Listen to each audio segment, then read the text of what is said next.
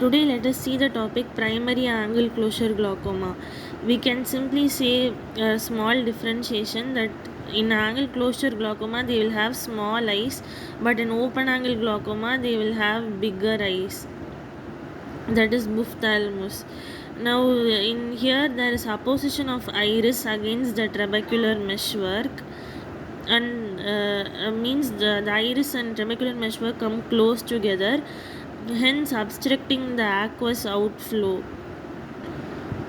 So there occurs a drainage problem. The aqueous humor does not have the option to go out.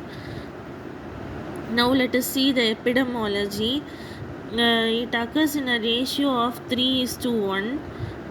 Chronic angle closure glaucoma and acute angle closure glaucoma have the ratio of 3:1.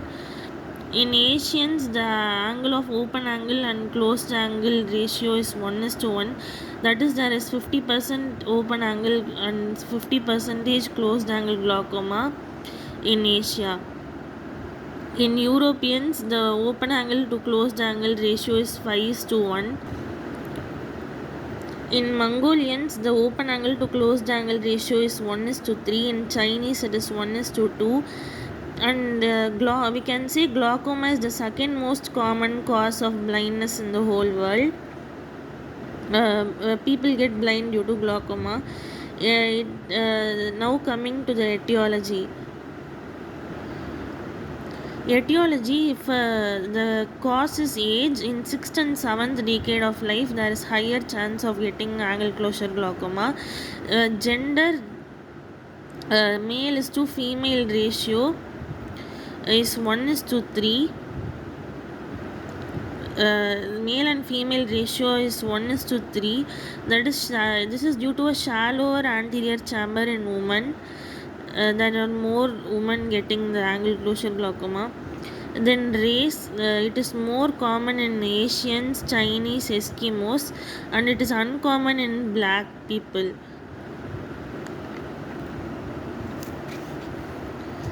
Then the other risk factors are hypermetropic eyes that are having a shallow anterior chamber, then iris that is anteriorly placed, then narrow angle, which is due to a smaller eyeball, larger lens, or smaller diameter of the cornea.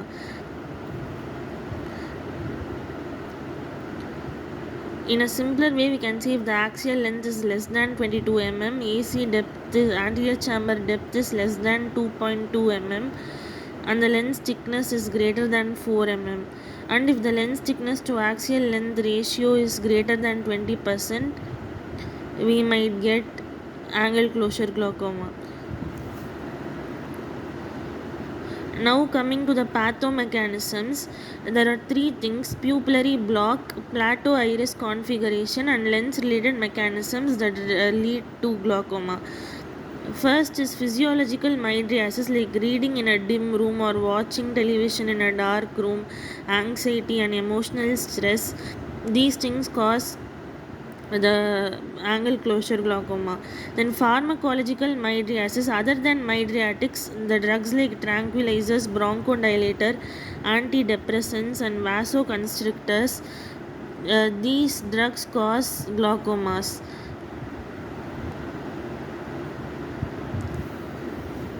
Then the mechanism of IOP rise after mydriasis.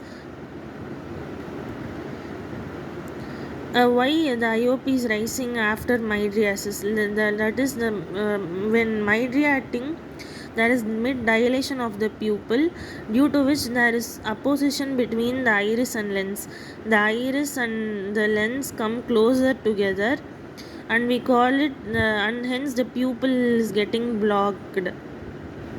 This is mid dilation of pupil.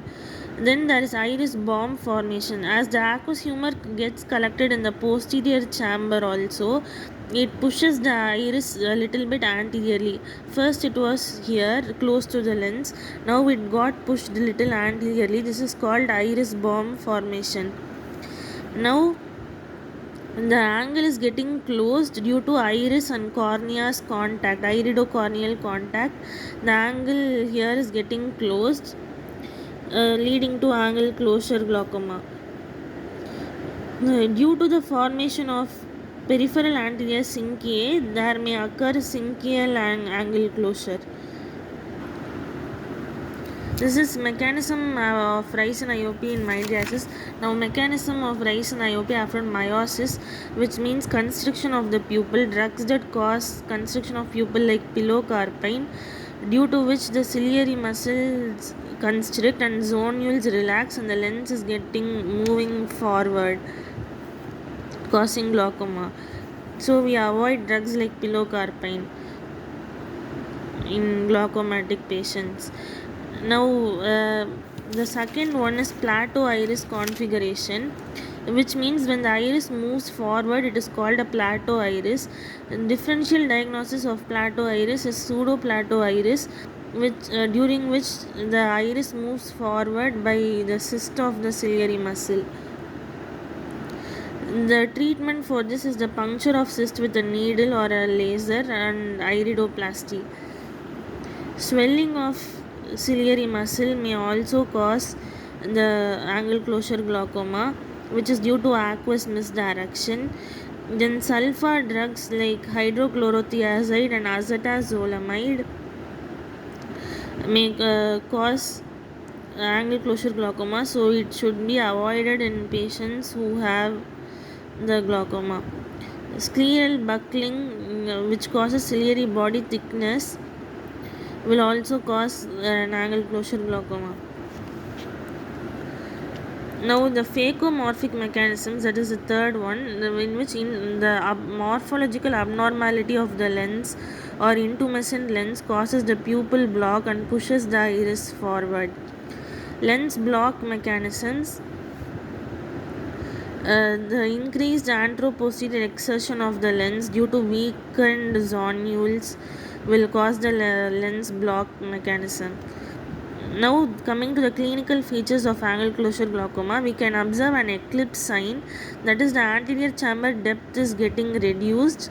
When you shine a pen torch on the temporal side of the cornea, we can observe a shadow on the nasal side of the pupil. This is called as an eclipse sign. Then slit lamp biomicroscopic signs include convex iris lens diaphragm and proximity of the iris and cornea, close proximity of the iris and cornea.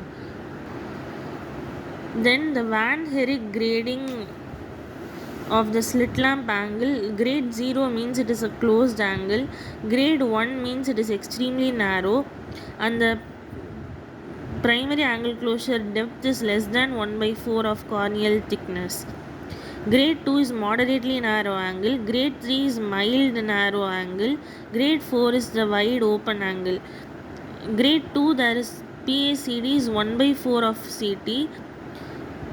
Grade 3 PACD is equal to 1/4 to 1/2 of corneal thickness. Here primary angle closure depth is 3/4 to 1 corneal times corneal thickness. The diagnostic test to measure the angle closure glaucoma are IOP measurements, gonioscopy, biomicroscopy, ultrasound biomicroscopy, anterior segment OCT, optic disc evaluation, and visual field tests. We will see about management of angle closure glaucoma in the next video.